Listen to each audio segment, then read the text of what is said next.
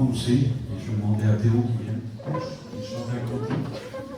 Les deux frères vont passer pour l'offrande. Amen. Voilà, Dieu. Et voilà, allez, ça va mieux.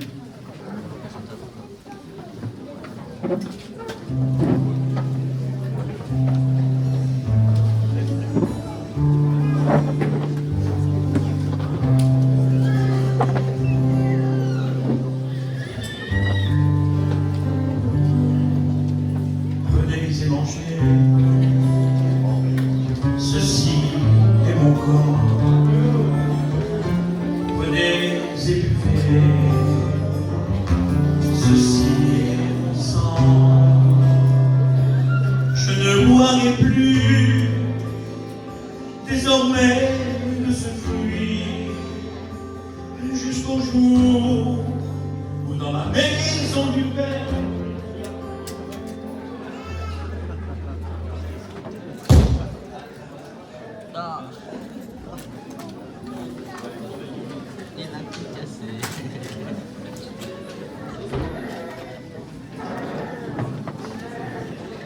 Ça du temps,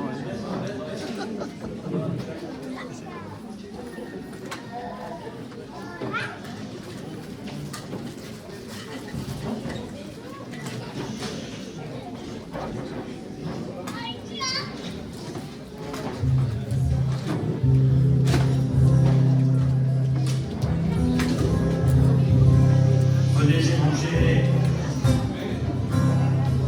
ceci est mon corps. Venez et buvez,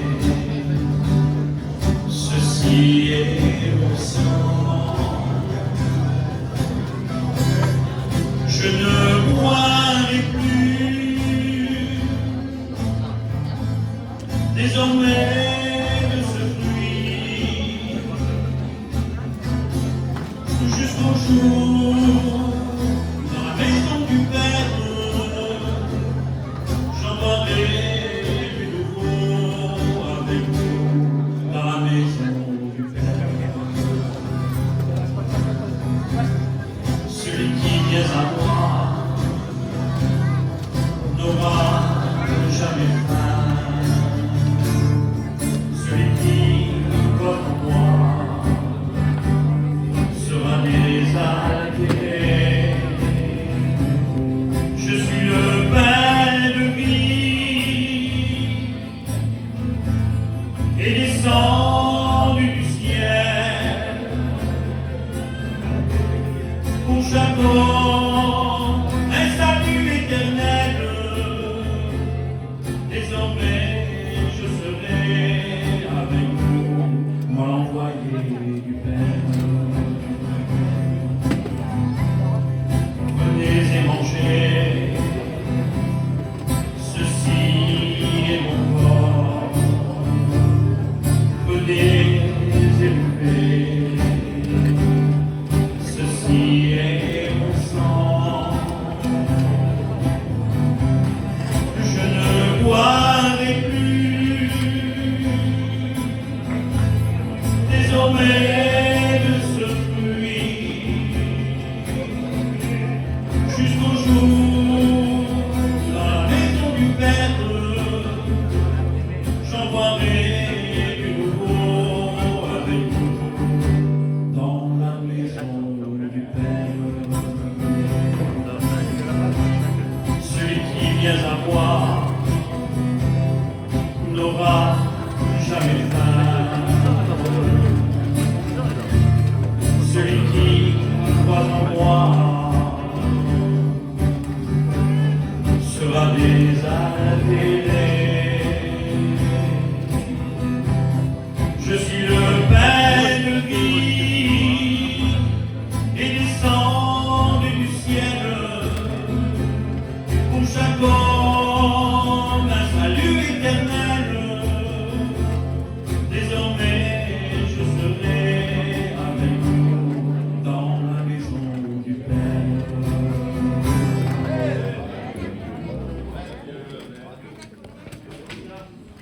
Angelo va prier, puis après on appellera les frères aussi. Le chorale de frères pour nous chanter un cantique. Merci Seigneur. Gloire à Dieu. Merci Seigneur. Pour la gloire à Jésus. Oui Seigneur. Alléluia. Voilà les frères. Approchez-vous.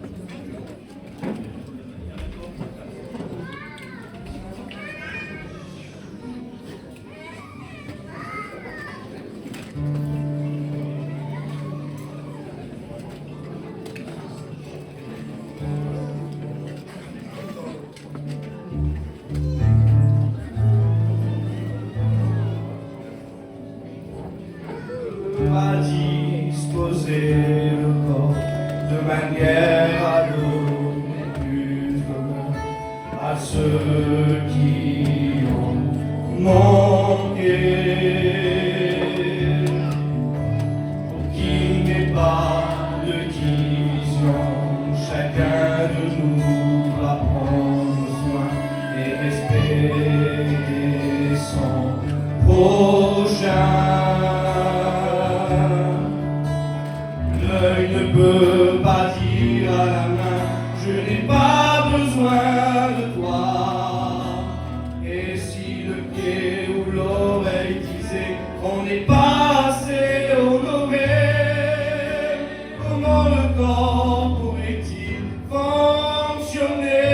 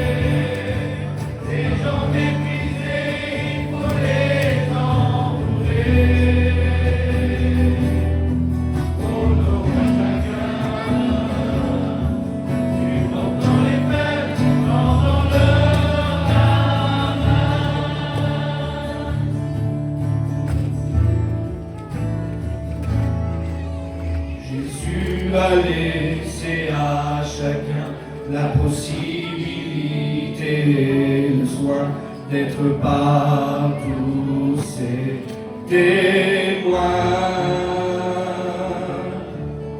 Il ne faut pas mettre de côté, négliger ou même enterrer le talent qui nous a confié. Car la moisson est tellement grande et il y a peu d'ouvriers. Jésus compte sur nous, il faut être ensemble, personne ne doit être ignoré.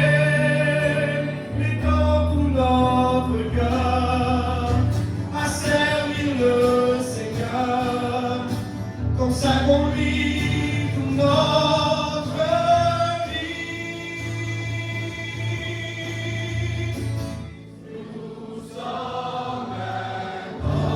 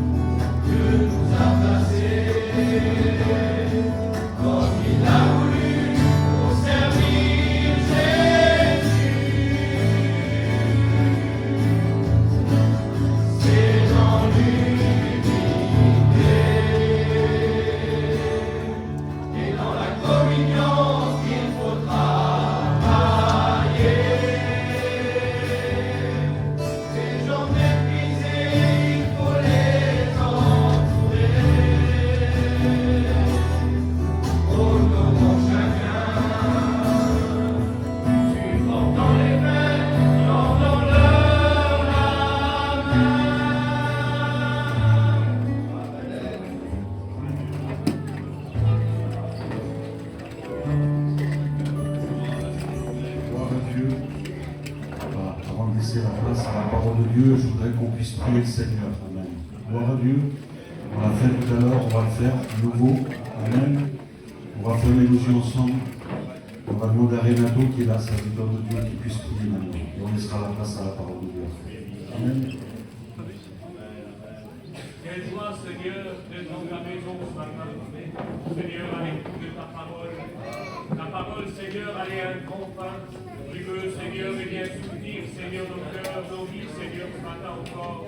Seigneur, je te demande, Seigneur, et bien, Seigneur, d'illuminer les yeux de notre cœur ce matin. Seigneur, que ta parole puisse tomber dans la bonne terre. À ce fin, Seigneur, qu'elle porte du fruit. Seigneur, je te demande de bénir pour nous, Seigneur Michel. Seigneur, tu le bénis. Seigneur, tu le remplis, Seigneur, ton esprit. Seigneur, tu y rappelles les mots, Seigneur, que tu as mis sur son cœur. Seigneur, nous voulons écouter ta voix, la voix du bon berger, Seigneur, ce matin. Seigneur, agis pleinement. À ce point, Seigneur, qu'on traverse ce matin, tu sois loué et adoré, Seigneur, parce que toi seul, tu en es digne. Merci, Jésus. Amen. Voilà, gloire à Dieu, merci au Seigneur. Si nous sommes là, c'est parce que nous connaissons Jésus. Hein? C'est ce qui fait notre force dans le Seigneur, c'est de connaître le Maître. Et puis je pensais simplement qu'ils ont le mot ministère dans la parole de Dieu veut dire celui qui vient aux besoins des autres, qui répond aux besoins des autres. Je vous regarde à tous ce matin, je n'arriverai pas. Hein? Comprenez bien, vos besoins sont différents les uns des autres. Comment je vais faire? Alors je fais confiance au Seigneur. Et je crois que lui, il a cette facilité, en dehors du prédicateur, eh bien, de pouvoir apporter un mot à l'un ou à l'autre. Que Dieu soit béni. Un jour, j'ai fait l'expérience, je me trouvais dans une salle, et c'était un éminent prédicateur de la Pentecôte qui prêchait. Et il a prêché un message merveilleux. Il prêchait si quelqu'un veut venir après moi, qu'il renonce à lui-même et qu'il se charge de sa croix. Ça, c'est l'enseignement de Jésus. On ne peut pas le transformer, on est obligé de suivre de cette façon-là. Et puis, le prédicateur, il a prêché. C'était merveilleux, mais je me souviens plus de sa prédication. Je me souviens de sa prière. Quand il a fini de prêcher, écoutez ce qu'il a dit. Seigneur, j'ai dit des choses ce matin que je n'avais pas compris jusqu'à présent. Donc, je m'aperçois que Dieu est capable de prêcher à vous et à celui qui prêche. C'est ce qui fait la grandeur de Dieu. Et puis je pensais, quand j'étais assis, j'ai dit, Seigneur, bien sûr c'est de l'imagination, mais en réalité, c'est pas simplement de l'imagination, ça peut se réaliser. J'expliquais, par exemple, dans le matin, si je disais à tous les enfants de Dieu ce matin avec conviction et vérité, le Seigneur m'a dit qu'il revenait à la fin du culte. Vous avez compris ce qu'il dit? Le Seigneur reviendrait à la fin du culte. Je suis sûr que la réunion de prière ne serait pas la même. Les prières ne seraient pas la même. Celui qui a longtemps qui n'a jamais prié, il voudrait prier aussi. Celui qui a besoin de mettre son cœur devant Dieu voudrait le faire. Quelle différence. Par contre, je vais vous dire une vérité, c'est Jésus qui l'a dit, donc on ne va pas douter de sa parole. Il a dit, 2 ou 3 venez en mon nom, je suis au milieu de vous. Alors ce matin, il est là.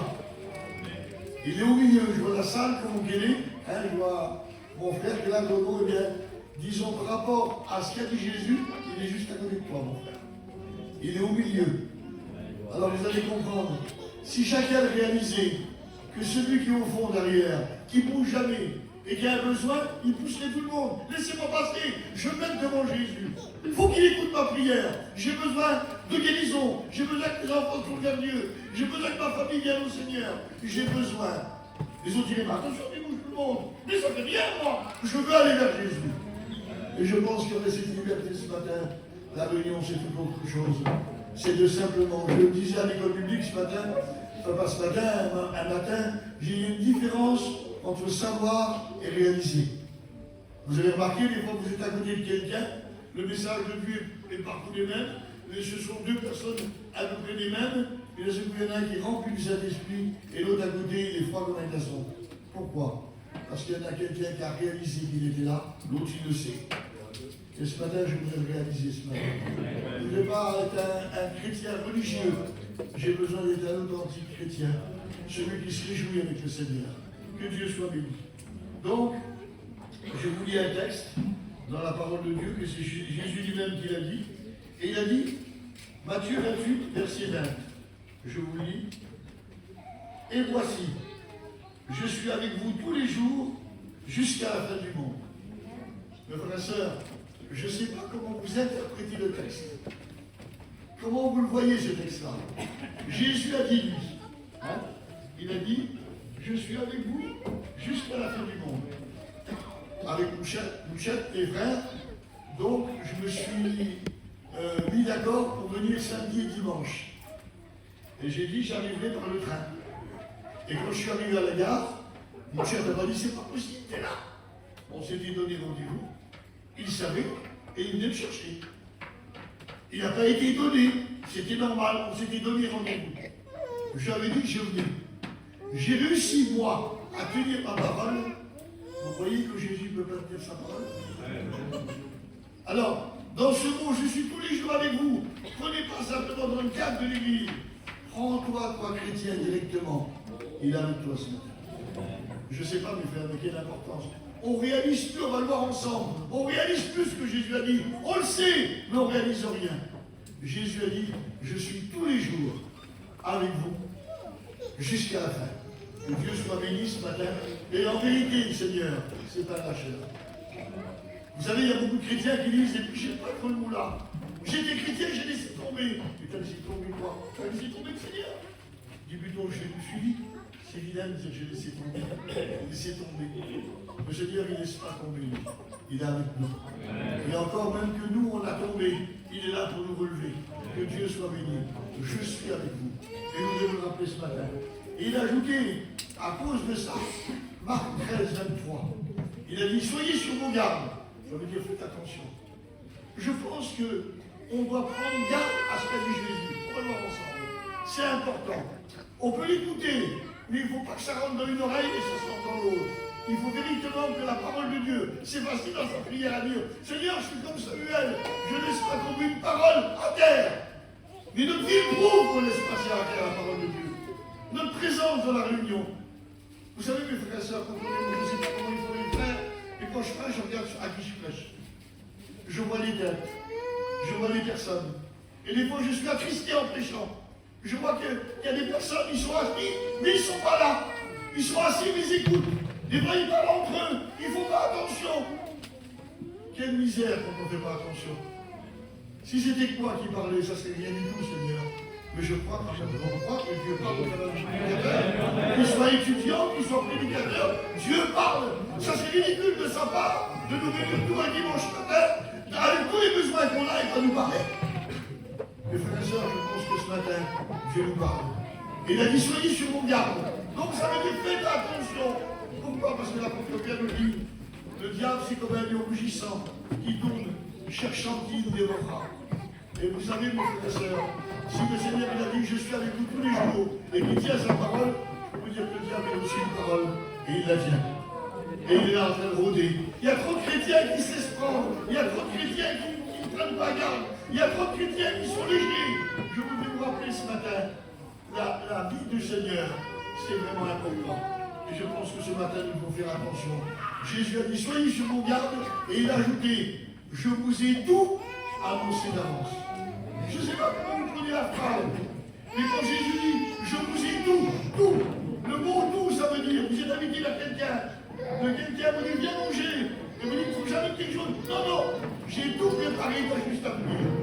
On va attendre une seconde, que tout le monde se place. Que Dieu soit béni.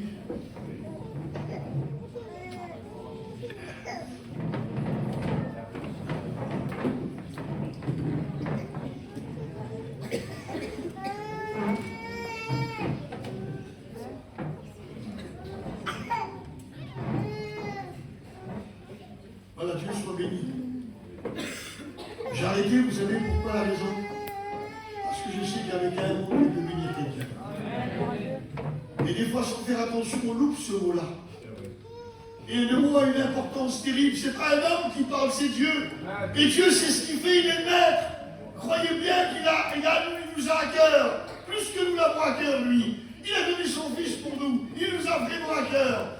Dans nos réunions, des fois, on n'est pas attentif. Des fois, on est Jamais Jésus n'est pas attentif à la prière de l'un ou de l'autre. Parce qu'il sait que sans lui, on ne peut rien faire. Il le sait, lui. Alors ce matin, soyons sérieux, mes frères et sœurs. C'est important. Ne pas être sérieux, ça a une répercussion sur notre vie chrétienne. C'est un grand malheur. Et dans le siècle où nous vivons, je vais en parler ce matin, on est dans un siècle léger, mes frères et sœurs. Vous avez du coca light. On peut avoir toutes sortes de modèles de coca. C'est toujours du coca. Ah, mais celui-là, il est light. Eh bien, les chrétiens qui sont light sont légers. Et vous voulez que vous preniez du poids ce matin, on se lève. Pas du poids avec l'assiette, mais du poids dans l'esprit, dans le Seigneur. Que Dieu soit béni. Alors il dit, je vous ai tout annoncé d'avance. Ça veut dire tout. Il n'y a pas une chose que le Seigneur nous a cachée, mes frères et sœurs. Rien ne nous a caché le Seigneur. Je voudrais dire s'il y a des étudiants là ici ce matin. Quand vous voulez connaître Dieu, n'allez pas sur Internet ni sur des sites. Mettez-vous dans la prière. C'est dans la prière qu'on trouve le Seigneur. Nos premiers prédicateurs qui ont emporté le feu dans la France entière et dans le réveil, ils avaient du mal à parler, ils connaissaient ni l'hébreu ni le grec. Mais à cause qu'ils avaient recours à la prière, ils ont apporté le réveil. Ils ont apporté dans les premiers pays de missionnaires, ils sont partis partout. Ils avaient le feu de Dieu. Nous ne voulons pas épater les gens ce matin dans la réunion. Nous voulons que le Saint-Esprit remplisse les cœurs. Je n'ai pas besoin de vous épater, mes frères, je n'en ai pas la capacité. Mais je voudrais vous dire une chose, je voudrais terriblement que le Seigneur descende avec son esprit ce matin et qu'il bénisse les vies. Parce que le Seigneur a mis un message sur mon cœur. Et je dis en vérité, je m'attends à ce que le message porte son fruit. Je ne suis pas interrogé, mes frères et sœurs. Je voudrais que le message de Dieu porte son fruit, qui a un résultat. Je suis pour le résultat, mes frères et sœurs. Je ne prêche pas l'aventure, je ne prêche pas en battant de l'air. Je prêche le message de Dieu pour voir le résultat dans les cœurs. C'est tellement important. Que Dieu nous bénisse ensemble ce matin. Alors, je regarde dans la parole de Dieu. Jésus dit, je vous ai tout annoncé d'avance. Le annoncer d'avance, ça veut dire c'est prophétiser ça. C'est parler d'avance. Avant que les choses arrivent, les choses sont annoncées avant qu'elles arrivent. Et je regarde dans la parole de Dieu, il y a un personnage comme Jésus qui était annoncé d'avance comme lui. Dans le monde entier, il y a des grands riches, il y a des émirs, il y a toutes sortes de gens.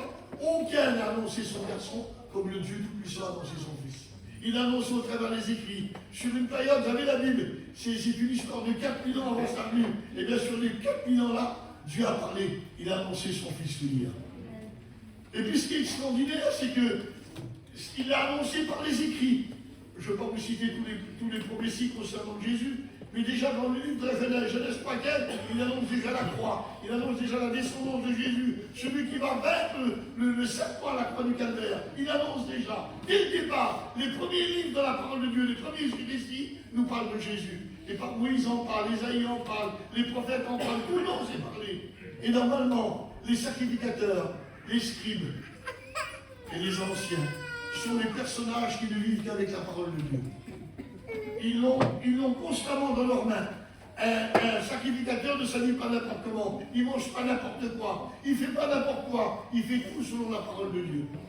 Et Jésus a dit, dans l'évangile de Jean, il a dit, vous sondez les Écritures, croyez avoir la vie en elles, mais ce sont les Écritures qui rendent témoignage de moi.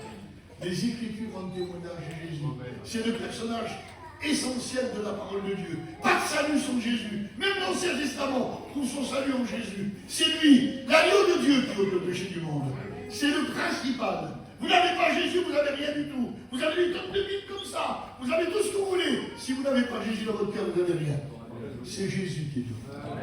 On a besoin de connaître toutes les langues. On a besoin de connaître Jésus. Et d'un seul coup, ces sacrificateurs sont là. Et puis d'un seul coup, je vois une chose qui est terrible, je l'ai notée. Donc Jésus, c'est le centre. Les anciens de la loi avaient des écritures dans la main tous les jours. Ils enseignaient le peuple. Un juif, surtout sacrificateur, les scribes, c'est ceux qui transcrivaient la loi. Les anciens, c'est ceux qui l'expliquaient à tout le monde. Puis d'un seul coup, je m'aperçois d'une chose, écoutez bien. J'ai voulu noter, en bas de la croix, quand le Christ a été crucifié, la croix est là, les hommes sont en bas. En bas, j'ai noté, pour bien le dire, les principaux sacrificateurs et les scribes, les anciens, se moquaient aussi de lui.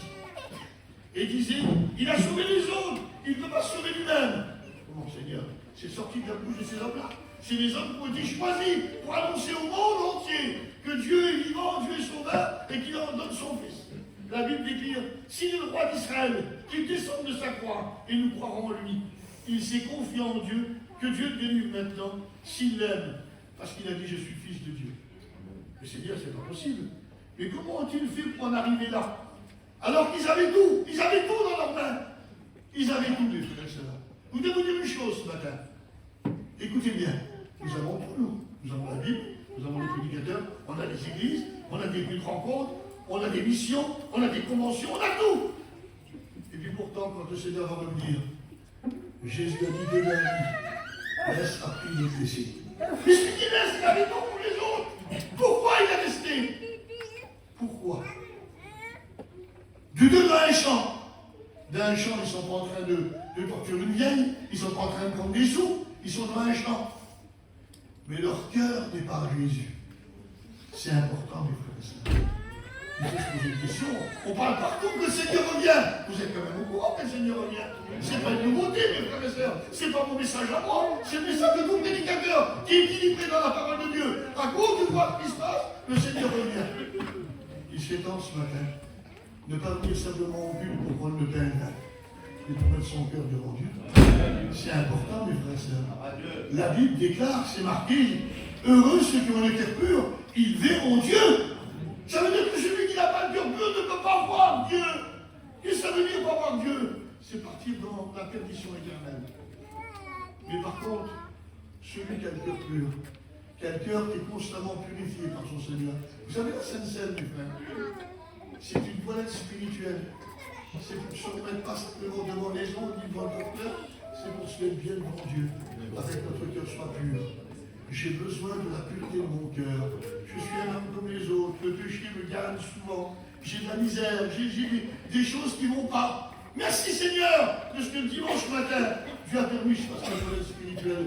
Et je viens pour le Seigneur Jésus. Et comme il dit dans la parole de Dieu, que si on n'est pas digne, que chacun d'entre sait pour soi-même. Et là, le dimanche matin, quand je suis là, le pain n'est pas pour moi, Seigneur. Avant, à l'église, c'était une hostie. Maintenant, c'est du pain. J'ai changé de religion. Non, mes frères et sœurs, je suis dans la vérité. Je n'ai pas changé de religion. Je suis venu à la vérité. Et la vérité, quand je prends le pain, je me rappelle qu'il est mort pour mon péché. Et je demande de purifier mon cœur, à ce que je puisse être agréable à Dieu. Est-ce que vous voulez pas être agréable à Dieu? C'est important, mes frères et sœurs. On n'est pas des religieux. On ne vient pas parce que c'est dimanche, pour le pain vert. On vient pour rencontrer Dieu. Et l'important, c'est le Jésus.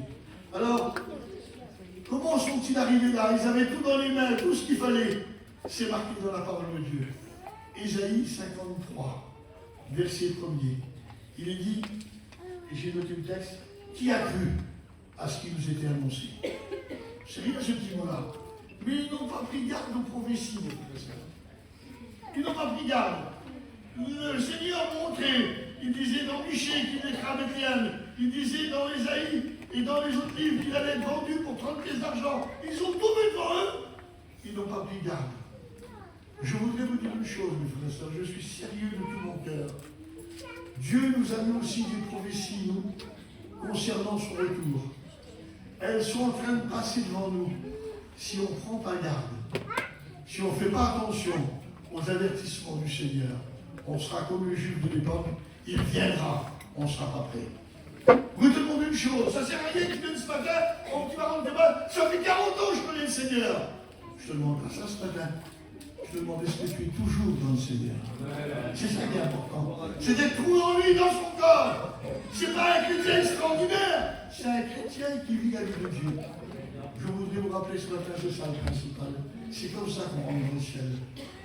On peut avoir la plus belle des voix, excusez-moi les sœurs, chez les sœurs qui chantent bien. On peut être le frère qui chante le mieux et chanter des cantiques. Mais si notre cœur n'appartient pas à Dieu. J'étais dans une réunion une fois. Et on était deux frères ensemble, qui étaient derrière moi.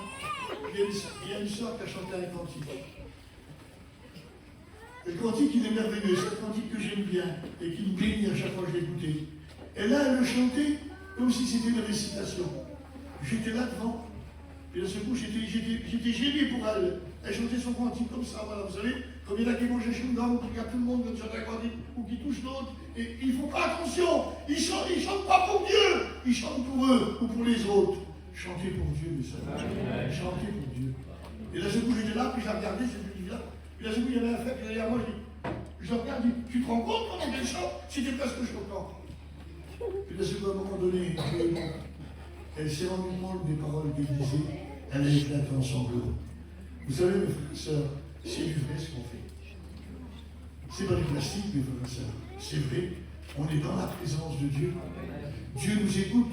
Et il faudrait que, comme il a dit dans la parole, ils me prient avec leurs lèvres, mais leur cœur est éloigné de moi. Je t'en supplie, Seigneur, que notre Père pour moi ce matin, que ma bouche et mon cœur soient en harmonie, que ce soit ensemble. Que ce que je te dis avec ma bouche, c'est ce qu'il y a dans mon cœur. Vous savez, des fois, on prend la parole, tu vas prier, faire oui, je te loue, Seigneur, tu es grand, tu es merveilleux, jamais j'oublierai tous tes bienfaits. Et puis, de ce quand on connaît sa vie, il oublie tout. Il n'est pas celui qui loue le Seigneur. Nous voulons être vrais ce matin. La vérité, mes frères et sœurs, c'est ce qui est agréable à Dieu. Il est un Dieu de vérité.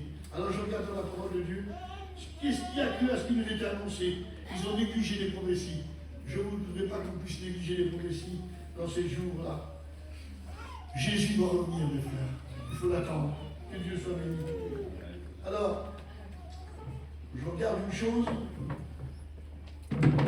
Et j'ai le droit de demander à Dieu de m'aider pour comprendre. J'ai le droit de demander à Dieu. On a le droit, mes frères et sœurs. On ne connaît pas tout, on ne sait pas tout. Et vous savez, c'est quelqu'un qui aime, qui peut avoir la bénédiction de Dieu. Quelqu'un qui croit qu'il connaît tout, c'est malheureux, mais voilà. Mais quelqu'un qui aime, dit Seigneur, je t'en supplie, aide-moi à comprendre ce matin. Alors, je voudrais simplement que Dieu m'aide à comprendre par rapport à ce qu'il en est. On est quand même dans des temps difficiles. Je ne sais pas comment vous voyez le monde autour de vous, mais c'est un monde difficile. C'est un monde particulier. Ça parle de guerre mondiale dans le monde. Ça parle de maladie. Vous voyez ce qui se passe en Ukraine ce matin. Tout était bien 2 jours avant, tout le monde était content, tout le monde était bien. Puis d'un seul coup, c'était une catastrophe totale.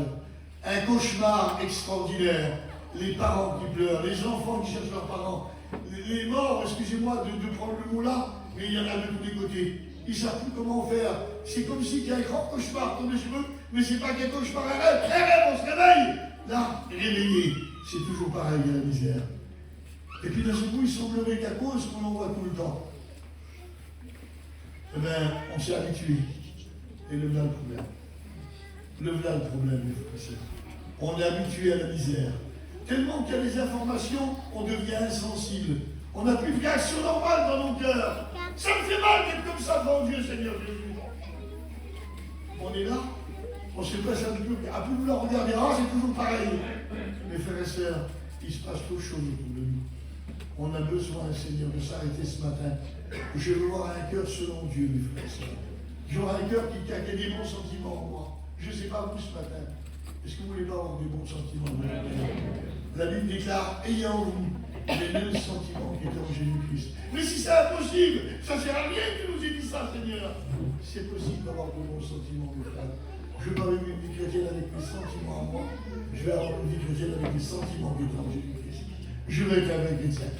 Je ne sais pas combien de temps il me reste encore dans le Seigneur, mais je vais être un vrai chrétien. Je ne sais pas vous, mais c'est imminent, mes frères et sœurs. Vous savez, c'est imminent le retour du Seigneur. La Bible déclare qu'il apparaîtra quand on ne s'y attend pas. Ça veut dire s'y attend pas. Surprise. Mais un vrai chrétien, il n'est pas surpris. Parce que normalement, il apparaîtra à ceux qui l'attendent pour leur salut, dit le 25. Il y en a qui l'attendent.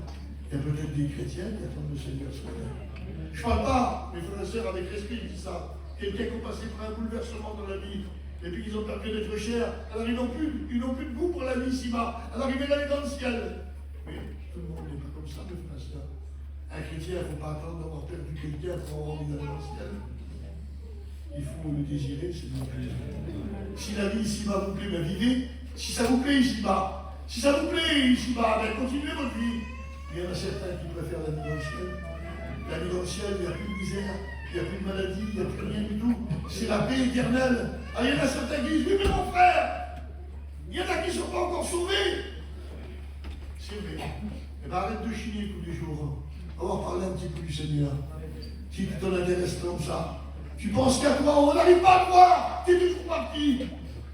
Eh bien, arrête un peu de faire tes affaires, fais un peu les affaires du Seigneur. Si tu attends un cœur des choses comme ça. Non, vous savez, mes frères, les fausses réponses, on ne le veut pas ce matin. Il faut être vrai devant le Seigneur. Alors, je regarde, Seigneur, je t'en supplie, tu n'aurais pas un détail à nous donner. comment c'est ton retour? Comment ça va être selon la parole de Dieu? Eh bien c'est simple, je l'ai dit dans la parole du Seigneur, j'ai dit, mon retour sera comme du temps de Noé. Comment du temps de Noé? Le Seigneur tu l'as trompé, c'était un déluge. Et toi tu parles d'un enlèvement, oui, mais je ne te parle pas de ça. Je ne te parle pas du déluge, je te parle comment les gens étaient. C'est ça qui est important ce matin. Comment ils étaient les gens du temps de Noé? Ils mangeaient, buvaient, mariaient leurs enfants, se mariaient eux-mêmes. On leur dit que chacun faisait sa petite vie. Et de nos jours, mes frères et sœurs, est-ce que c'est pas comme ça? Est-ce que les repas n'ont pas pris une grande place dans nos vies? Est-ce qu'il n'y a pas, avant mes frères et sœurs, on était jeunes dans le Seigneur, il y a des anciens prédicateurs qui sont avec moi ici là. Quand on était dans les conventions, moi j'étais brassard. On avait un brassard ici. Et on était un peu les gardiens de la convention. Moi je n'étais pas tout seul, au début j'étais là. Et qu'est-ce qu'on faisait? On s'occupait que tout se marchait bien dans la convention. On partait quand la réunion était finie. Et on allait partout un peu voir s'il n'y avait pas de problème. Quand il y avait des personnes dans les bars, on allait les chercher. Mais de nos jours aujourd'hui, on ne va plus les chercher dans les bars. Dans chaque camping, c'est un bar. On a vu que c'était ailleurs. On a tout. Mes frères et sœurs, une fois, j'étais dans une mission. Et puis c'était les jeunes. Et les jeunes, à un moment donné, il y avait des petits. Vous savez, il y a toujours des clans. Il y avait des garçons qui étaient ensemble, des garçons bien. Alors, d'un seul coup, ils faisaient un repas. Les grandes tables étaient mises. Et puis, dans le repas, alors il y avait l'entrée. Il y avait du champagne, il y avait du vin blanc, il y avait de la bière, il y avait du picon, il y avait toutes sortes de choses. Et tous les jeunes, ils étaient là, jusqu'à 30 ans. Oui, il est bon celui-là, oui. Quelle connaissance, ils avaient. Après, il y avait le repas, telle bouteille. Et après, il y avait la fin du repas, avec tous les alcools derrière. J'y ai pris à part, j'ai dit, frère, on ne peut pas continuer comme ça. C'est pas ça l'évangile. L'évangile, c'est pas de manger et de boire, c'est la paix et la justice de Dieu. C'est pas que ça, il n'y a pas que ça dans l'évangile. Il y en a certains qui vont dire pas pour gagner les gens. Soyez plutôt remplis d'esprit pour les attirer. C'est un dire pas que Jésus a dit. Il n'a pas dit faites dire pas. C'est ça l'évangélisation. Non, il a dit prêcher la parole de Dieu. Mes frères et sœurs, combien de fois on voit des repas qui sont faits juste le moment donné quand il y a un jeûne de prière? On a perdu les valeurs. C'est le jeûne et la prière qui touchent les cœurs et qui bénissent les vies, qui font tomber les chaînes. Mais ce n'est pas les repas ni l'alcool. Je voudrais vous dire ce matin, revenons à la Bible, revenons à la source. C'est important. Je me trouve à la ville Dieu du Temple, et la ville, non pas la ville du Temple, à la ville du Bois, à côté de Paris.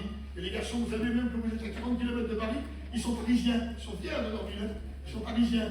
Alors quand j'étais là-bas, j'étais de Russie. Les garçons, si vous êtes de Paris, même toute l'église, comprenez, je suis content. Et là, je vous dis, vous avez la plus belle ville du monde. C'est la plus belle ville du monde. Les architectures, c'est là que sortent les modes, les plus grands couturiers, les parfums. C'est la plus grande ville du monde, une des plus belles villes du monde. Même les ponts, c'est des architectures, des grands architectes. Les ponts sont classés monuments historiques, c'est extraordinaire. Mais je dis par contre, je suis petit, je suis au bord de la Seine, ils ont soif, je ne descends pas à la berge, je leur donne à boire dans l'eau de la Seine. J'en veux pas de la Seine, elle est trop polluée. Mais je dis par contre, si je prends mes petits et je vais au plateau de langue, c'est la source de la Seine, là, je prends mes petits et j'en fais boire à la source. Sans aucune crainte. Il faut remonter à la source, mes frères, c'est accéléré. Tant qu'on cherchera même dans ce qui est grandiose, c'est pas là. C'est où c'est la source, c'est où c'est pur. Et la source, elle s'appelle Jésus. Et ce matin, on a une grâce particulière ce matin. Je ne sais pas si c'est parce que c'est le 12, mais il est au milieu de nous. Ah, on a de la chance, mes frères et sœurs. On a de la chance, madame. Il est au milieu de nous. On peut voir à la source, madame. Il a dit, si quelqu'un est sportif, vienne à moi. Pourquoi tu vas rester sur ta chaise? Pourquoi tu dis rien puisqu'il est là? Il t'invite, lui. C'est lui qui t'invite. Et puis je m'excuse, je ne suis pas le plus riche ni le plus important. Si je vous invite, c'est parce que je peux le faire. Eh bien, s'il nous invite, c'est parce qu'il veut le faire. Hein, je pense que vous le comprenez, ça, mes frères. C'est tout ça. Ne cherchons pas des grands mots. Il est au milieu de nous et il a ce qu'il faut pour nous. Que Dieu soit béni. Alors, regarde. Et d'un seul coup, je dis, Noé, hein, c'est Noé. Il me dit d'aller regarder Noé. Noé, c'est un bon plan, tout ça. Et puis Noé, qu'est-ce que c'était? Eh bien, c'était un berger, Noé. C'était la famille des bergers, les patriarches. Puis là, ce coup, qui ont fait de lui un constructeur de navires. Il dit voilà, il va construire un navire. Puis Noé, il va voir tout le monde. Il dit il va pleuvoir, il va pleuvoir. Et tout le monde dit il est complètement fou, garçon. Il dit qu'il va tomber de l'eau du ciel, il n'avait jamais tombé. Il dit qu'il va tomber de l'eau du ciel, mes frères et sœurs. Je voudrais vous dire une chose. Quand on dit que Jésus va venir nous chercher, c'est complètement faux. Tu crois que tu vas partir ça dans le ciel, et puis tu vas habiter le ciel, tu crois, là? Eh bien, Noé non plus n'était pas trop cru dans son moment. Il a prouvé à tout le monde qu'il était là.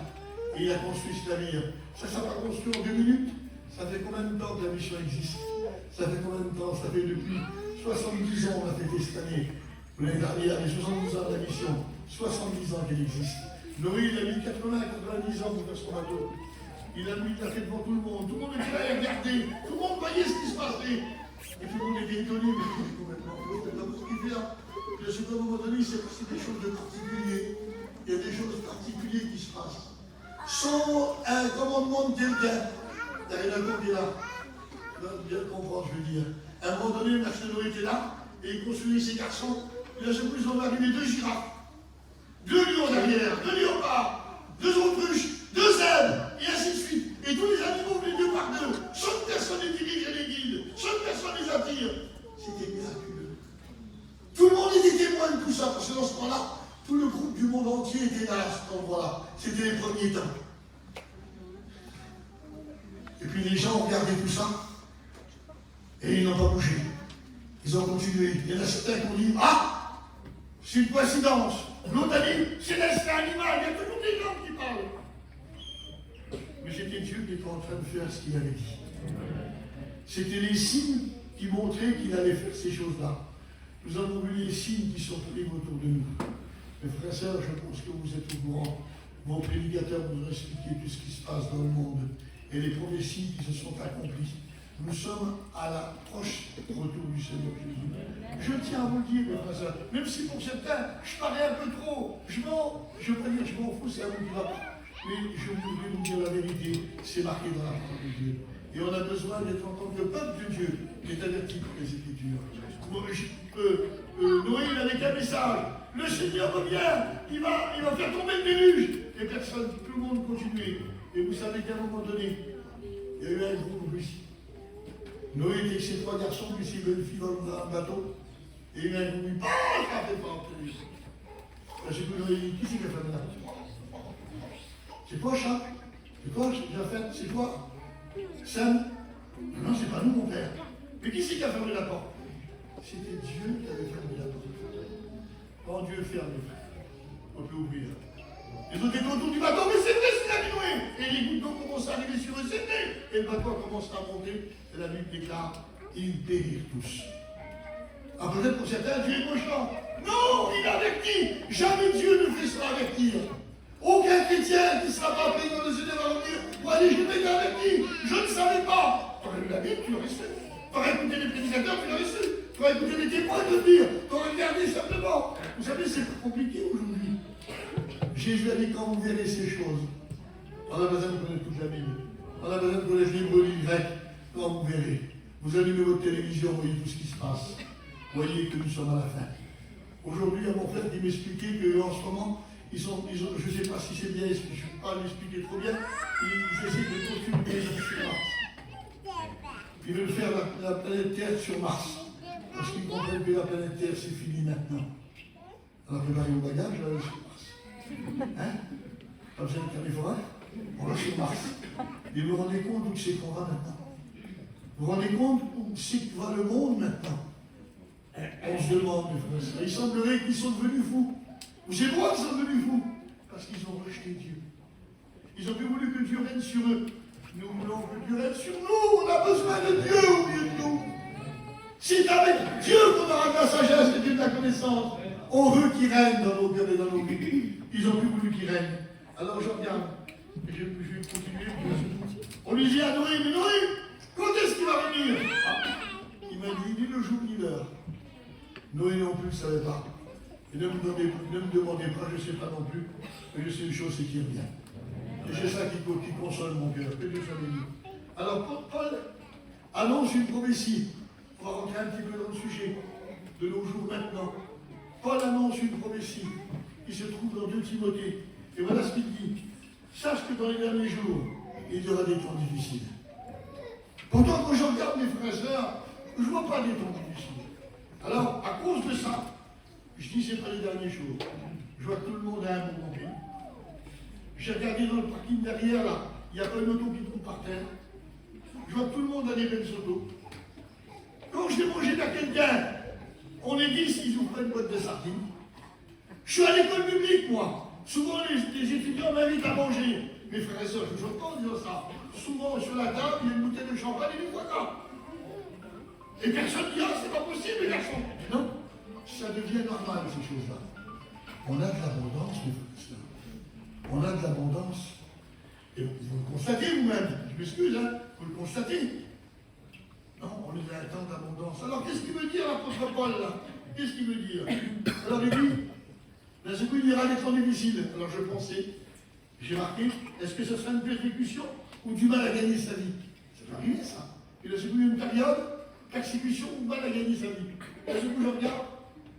Non, c'est pas une persécution. Parce que le texte continue, il est dit, aimant le plaisir plus que Dieu. Aimant le plaisir plus que Dieu. Ah, je sais qu'il y a encore des loisirs. On peut encore faire des loisirs, et mes frères et sœurs. Avez-vous le dégât que font les loisirs maintenant? Je m'excuse de dire ça, mais je ne vais pas m'excuser. De nos jours aujourd'hui, même les prédicateurs vont dans les îles. Il faut qu'ils se reposent. Il faut qu'ils se reposent. Il n'y a pas assez de monde à sauver autour d'eux. Ils ont reçu un message pour sauver les gens. Et eux, ils s'en vont. Prennent des vacances. Je voudrais vous dire, si vous voyez un prédicateur qui veut prendre des vacances comme ça, rappelez-lui, il a reçu un ministère pour sauver ceux qui sont autour de lui. Il y a des gens qui se perdent. Il y a des gens qui ont besoin du secours de Dieu. Et ils ont été choisis par Dieu. C'est des hommes choisis.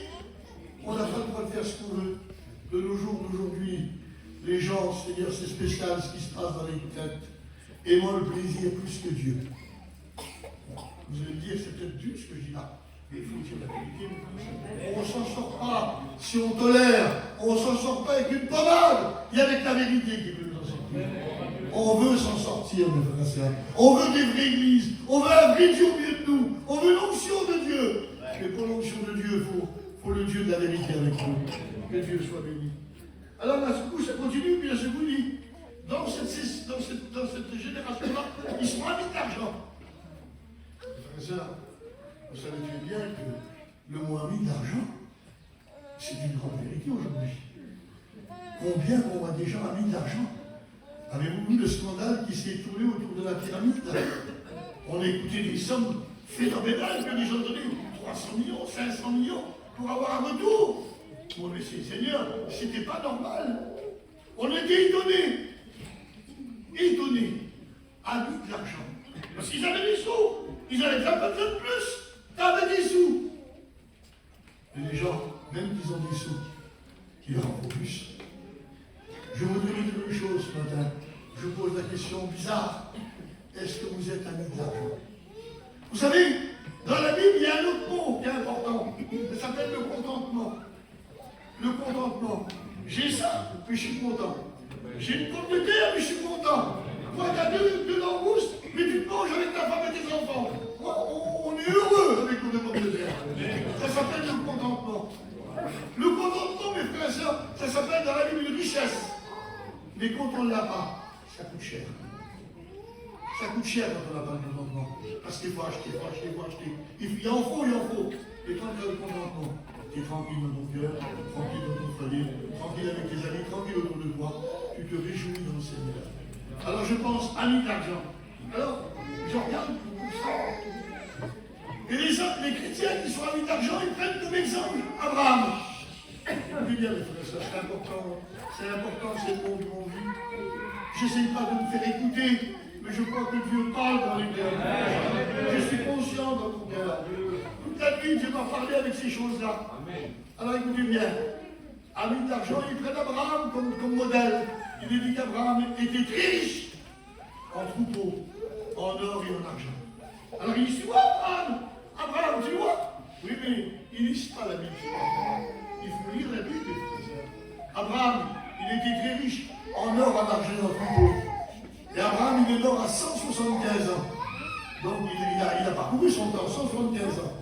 Et la Bible déclare, écoutez bien ce qui est marqué, il avait reçu de Dieu une mission. Il devait fonder une nation. On ne fait pas une nation avec un canari de poule. Il faut qu'il y ait quelque chose avec. Il est fondé une nation. Donc une nation, ça veut dire comme nation Israël, l'Allemagne, la France, fonder une nation, c'était important. Il fallait qu'ils fondent Israël. Et vous savez, dans ce coup, ce qui me plaît terriblement, c'est marqué, il va s'établir dans les terres promises comme une terre étrangère, habitant dans les tentes, car il attendait la cité qui a des solides fondements.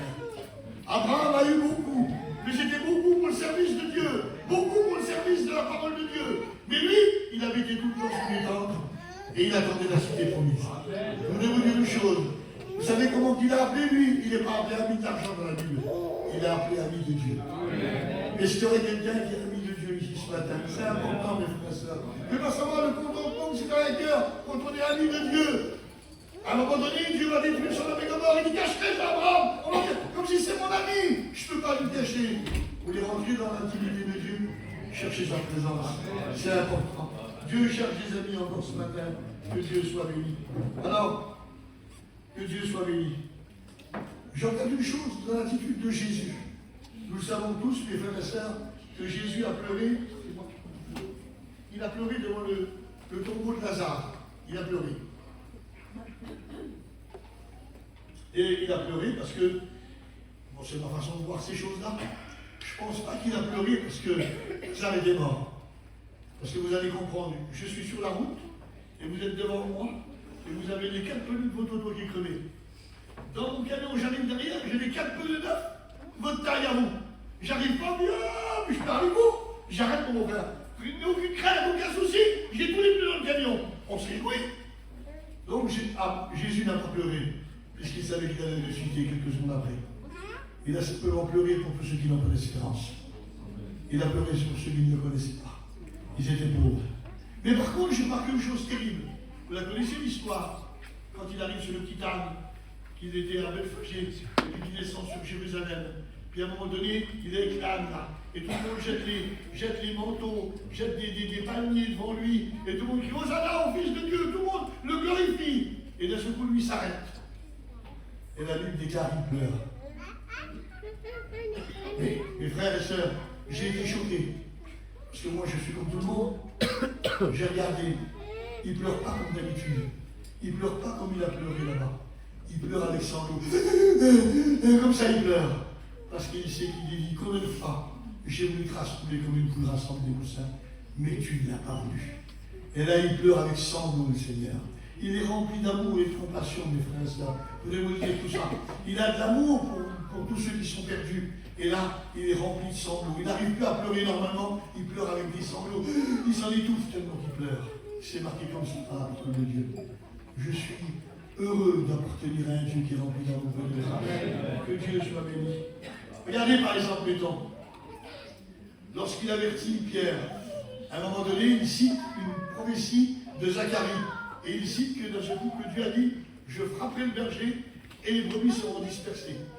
Et Jésus est en train de leur dire aux disciples là. Et Pierre il prend la parole, il dit, Seigneur, il dit, que tous te redis, moi je ne te redirai pas. Et à ce coup Jésus lui dit, mais Pierre, avant que le coq chante, tu m'auras renié 3 fois. Et Pierre, il ne fait même pas attention à ce que Dieu a dit. Il dit que tous te renient. Moi je ne t'abandonnerai pas, même s'il faut aller à la mort. Et puis quelques temps plus tard, Pierre renie Jésus. Donc mes frères et sœurs, vous allez me dire une chose. En toute vérité, je ne pense pas que Pierre était faux. Il était vrai. Mais il ne se connaissait pas. Mais tandis que Jésus le connaissait. Il connaît le fond de nos cœurs, mes frères. Et quand Dieu parle, je vous supplie, ne faites pas avancer vos idées. Laissez parler Dieu. C'est Dieu qui présente. C'est Dieu qui avait raison. Il n'était pas faucheton à ce moment-là. Il était vrai. Mais il ne se connaissait pas lui-même. On a un Dieu qui nous connaît mieux que nous-mêmes. Il connaît les sentiments. Que Dieu nous aide dans sa grâce à comprendre cela. Alors, il y a des choses que Dieu va dire. J'en viens à vous dire maintenant, des fois, quelque chose que j'ai à finir. Écoutez bien, parce que c'est très important.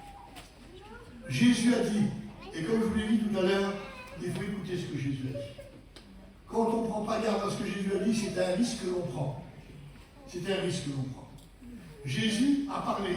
Il a dit, trouverai-je la foi quand je reviendrai. Et je suis désolé de vous dire ça. Mais la foi manque beaucoup dans nos réunions, mes frères et sœurs. Il y a un grand nombre de foi qui se passe partout, mes frères et sœurs. Il n'y a presque plus de prière. Je l'expliquais aux frères hier. Quand il n'y a plus de prière, c'est qu'il n'y a pas de foi. Faites taire Bartimée. Tout le monde dit tais-toi, mais non! S'il m'écoute, moi je je suis guéri, moi. Je peux pas crier. Mais il n'y a plus de prière dans le monde. On sait d'avance ceux qui vont prier. Trouverai-je la foi quand je reviendrai. Mes frères et sœurs, la foi, c'est le seul moyen d'atteindre Dieu. On n'atteint pas Dieu, si vous aimez mieux, parce qu'on est bien habillé, parce qu'on chante bien, parce qu'on a donné quelque chose dans la Bible. On n'atteint pas Dieu comme ça. On atteint Dieu, c'est le langage qui parle avec Dieu. C'est la foi. Comme quelqu'un a la foi. Il semblerait que Jésus, il est bloqué pour quelqu'un qui a la foi. La femme qui était malade depuis 12 ans. D'un seul coup, tout le monde est là. D'un seul coup, elle se dit dans son cœur, elle dit, si je le touche, je serai guéri. Mais ça c'est elle dans son cœur. Et d'un seul coup, elle arrive à la hauteur de Jésus, tac, elle le touche. Jésus dit qu'il m'a touché. Et les disciples sont là, mais ils disent, Seigneur, tout le monde te presse. Parce que Jésus, tout le monde se pressait, tout le monde lui sautait dessus quand il était dans un endroit. À un moment donné, il se mettait au bord du lac de Galilée et il dit, mettez-moi une barque. Pour à ce fait qu'on ne fasse pas tomber dans l'eau. Il me fallait une barque, parce que tout le monde se jetait sur lui. Et là, Jésus dit, quelqu'un m'a touché. Ils disent, tout le monde m'a fait, Seigneur. Oui, mais il dit, Jésus, écoutez bien, mon il est saint, Seigneur.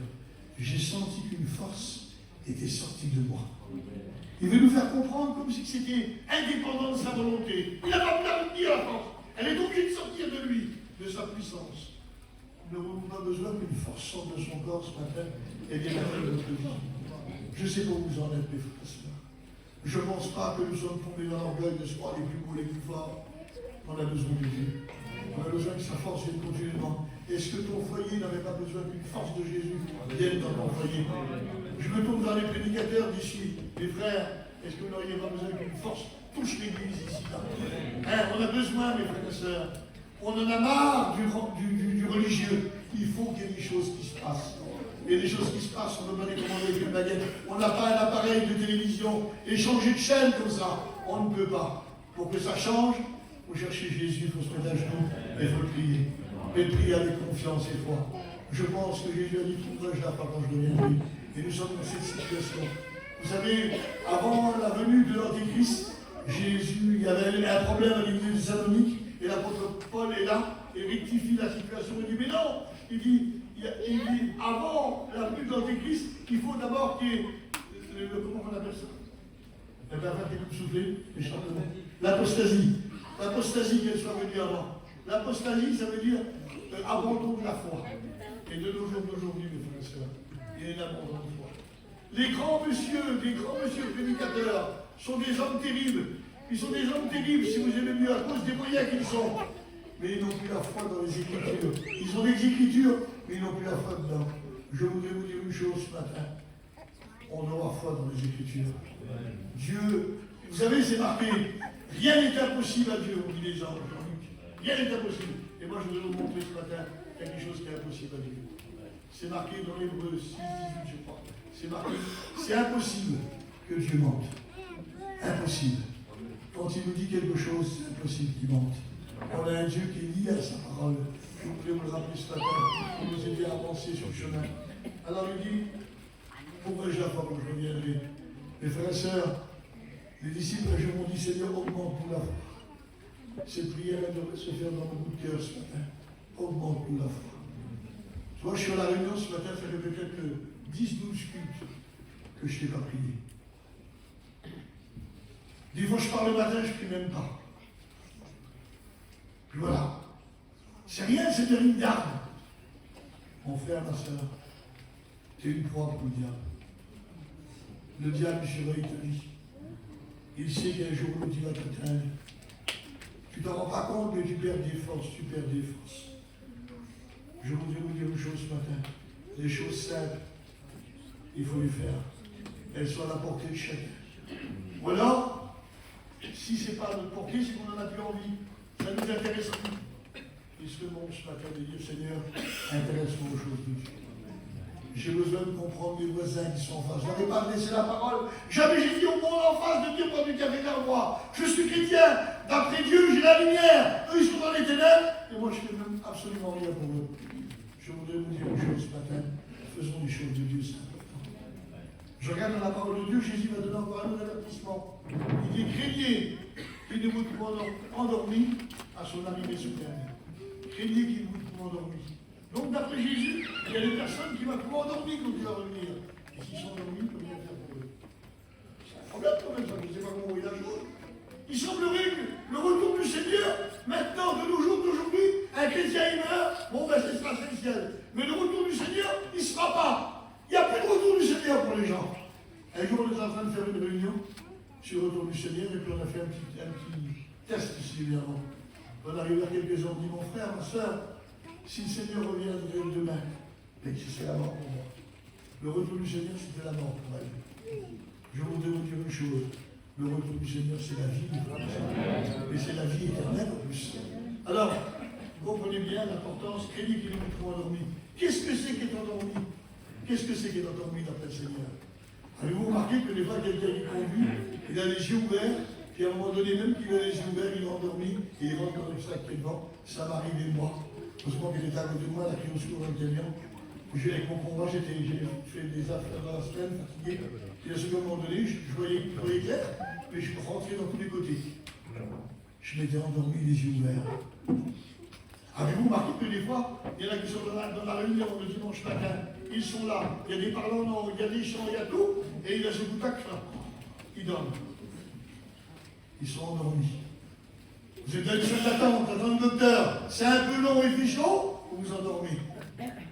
Vous êtes au milieu de tout le monde, vous êtes là, mais vous n'êtes plus en contact avec les anges. C'est ça, endormi. Vous êtes dans la présence de Jésus, au milieu de tout le monde. Il y a sa parole, les chants, les cantiques, les prophéties, mais vous n'êtes plus en contact. Pourtant, vous êtes à côté des autres. Vous n'êtes plus en contact parce que vous êtes endormi. Et Jésus a dit, craignez qui ne vous trouve endormi. Je voudrais vous dire une chose. On a besoin de se réveiller, les frères. C'est l'apôtre Paul qui dit dans Romains 13, en parlant de l'Église, il dit, il est enfin de vous réveiller du sommeil. C'est enfin de se réveiller du sommeil. On a besoin de se réveiller. Une église de réveil, c'est beau, mes frères et sœurs. Parce que dans une église de réveil, il se passe des choses. Et pour qu'il se passe des choses, il faut en avoir soif. Il faut être éveillé. À un moment donné, la plus belle réunion a lieu dans la Bible. La plus belle réunion qui a lieu, elle a lieu. C'est la montagne de la transfiguration. Les disciples sont là, les trois disciples, Pierre, Jacques et Jean, ils sont là. Puis d'un seul coup, devant eux, à la montagne là, ils voient Jésus qui est glorifié dans son corps de gloire. Ils voient Moïse, ils voient Élie. Et là, à un moment donné, il y a un grand nuée qui parle et Dieu le Père parle. Je ne peux pas être plus grand réunion que ça. C'est une réunion qui est extraordinaire. Eh bien, la Bible déclare leurs yeux étaient apaisantis pour voir. Dans une grande réunion comme ça, ils ont quand même été gagnés par le sommeil. Mais la Bible est là la réussite de ça. Ils se tenaient réveillés et ils virent la gloire de Dieu. Mes frères, il faut se tenir réveillé. C'est important. Et vous avez remarqué, j'ai quand même mes deux choses à dire, je vais dire, parce que c'est ce que nous vivons. Il semblerait que les chrétiens n'ont plus conscience de ces choses. C'est Matthieu 24, 13, il dit, parce que l'iniquité sera accrue, l'amour du plus grand nombre se refroidira. En ce moment, l'iniquité va son plein. Je ne vais pas vous faire le détail de tout ce qui se passe maintenant. Le mal est appelé bien, le bien est appelé mal. Les choses les plus vilaines sont devant nos yeux. C'est tout à fait normal. C'est accepté par le monde. Et celui qui compte, il peut être endetté. On est devant un monde qui tout a été transformé. Vous allez comprendre que ça ne peut pas continuer comme ça. Vous comprenez, j'espère que ça. Dieu ne peut pas laisser sa gloire bafouer comme ça. C'est pas possible. Donc vous allez comprendre qu'à un moment donné, il faut que toutes les choses s'arrêtent. Mais le problème qu'il y a, l'amour du plus grand nombre se refroidira. Seigneur, c'est pas parce qu'ils font le mal que moi je ne peux pas dire. Alors je vais vous l'expliquer comment ça se fait. Dans le monde d'aujourd'hui, le monde à cause des nouvelles et tout ce qui se passe, il nous a rendus insensibles avec un cœur endurci. Regardez par exemple, plutôt que j'étais à la réunion, que j'ai des frères et sœurs, vous voulez me demander quelque chose. Si Jésus m'a dit que ce soir, il veut être dans un foyer et se réjouir avec eux. Alors quand je dis ça, qui c'est qui voulait recevoir le Seigneur Jésus ce soir dans son foyer? Alors vous allez comprendre, tous les chrétiens, ils ont fait la main, tout le monde croit que c'est un piège. Ils croient que les prédicateurs sont des pièges. Mais non, on explique simplement une chose. Recevoir Jésus dans son foyer. Il vient chez moi. Qu'est-ce que je fais? J'ai ma femme qui fait le plus bon manger. Je vous ai aperçu que Jésus, même ressuscité, il a mangé ici. Il mange le Seigneur. Eh bien, faites du bon repas. Invite tous nos enfants. Invite nos amis. Invite ceux qui sont autour de nous. On va passer une soirée merveilleuse. Fais des gâteaux, hein, je pense que. Et tout le monde est là, tout le monde qui vient là. Puis là, je pose une question. Je dis, écoutez-moi bien. Si le Seigneur Jésus est avec tout le monde là, est-ce que vous allumez la télévision? Personne n'allume. Une réclame peut nous mettre dans la misère devant Jésus. Juste une réclame. Alors, pas des choses bizarres. Une réclame. On ne veut pas. Et puis pourtant, tous les jours, on la regarde. On est habitué. On est insensible. On est endurci. Alors, vous voyez que le monde nous a rendus insensibles et endurcis. Parce que l'iniquité s'est accrue. Plus la poussée du mal, plus il y a eu des retombées. Mais je ne veux pas qu'elle continue à tomber. Il va avoir un cœur simple, mes frères et sœurs. Vous n'avez pas m'étudier à la sainteté ou bien j'ai besoin de pureté. Et vous, mes frères et sœurs? Alors je termine par la dernière chose. Je termine par la dernière chose. J'ai marqué ici. Jésus, alors comment c'est ton retour? Eh bien, ici comme du temps de Lot. Du temps de Lot. Oui. On le sait, le coup sur le Gomorrhe, on va en parler. Mais dans ce temps-là, il dit, les gens étaient devenus matérialistes. Ils achetaient, ils plantaient, ils bâtissaient. Maintenant, c'est un monde de commerce. Même au milieu des chrétiens, c'est le commerce qui va s'en plaindre. Et les foyers, des fois, ils ne donnent même plus leurs habits aux pauvres, ils le mettent sur le truc Vinted, là. Ils vendent. On ne donne plus, mes frères et sœurs. On vend des rénommés. On a été régis par ça. On est dans un monde de commerce. Un monde, jamais ça a tant bâti. Où je suis là, il y a des garçons aussi qui font ces choses-là, ils ne sont pas dans le Seigneur encore. Eh bien, ça ne parle que de maison, que de ci, que de ça. Ça en est fatigant. Fatigant. Le carrelage, le ci. Ça ne parle que de ça, de terrain. Regardez partout, mes frères et sœurs. Les gens ne parlent que de terrain. Ils ne parlent pas de leur terrain dans le ciel. C'est très rare que vous allez vers quelqu'un. Mais tourne-moi-ci. Tiens, si on parlerait de la maison qu'on a dans le ciel. Le ciel, non, non. On parle que de terrain. Que de gagner. Que de faire. T'as vu l'autre qu'il a acheté? Il a eu une combine de musique. On ne parle que de ça. Alors, je voudrais vous expliquer juste une chose et je termine avec ça. Je revenais d'Irlande et on était à Arras. Et à Arras, ils tombaient de pluie fine. Et le matin, il y avait la réunion de prière sur le chapiteau. Et puis on était encore assez dispersés, on était beaucoup de voitures, on était à 100 mètres du chapiteau. Et ce que je fais le lundi matin, je vais à la réunion de prière. Elle commence à 8h. Donc il était 8h moins 10 ou moins 5, je me dirige vers la réunion de prière. Et puis à un moment donné, je passe devant une femme. Et la femme, elle était dehors de chez elle, à un naissante, elle avait un pyjama, une robe de chambre, et un gros turban, une salade d'éponge sur la tête, comme il tombait de l'eau. Et là, elle était en train de laver son 4x4 qui était neuf. Et elle lavait son 4x4. Alors moi, je suis un mauvais garçon. Je dis, comment je suis mauvais? Il s'est dit, sa place est dans le 4x4. Je savais qu'ils avaient des problèmes dans leur foyer. Ça serait plutôt la réunion de prière. Je suis pas empêché, mes frères et sœurs. Je suis mauvais. Pardon, Seigneur. Et voilà. Je vais à la réunion de prière. Et quand je vais à la réunion de prière, elle est jusqu'à 9h. Je ressors à 9h. Quand j'arrive à 9h, je passe devant le 4x4 et la porte est débrouillée. Mais là, c'est plus moi qui pense.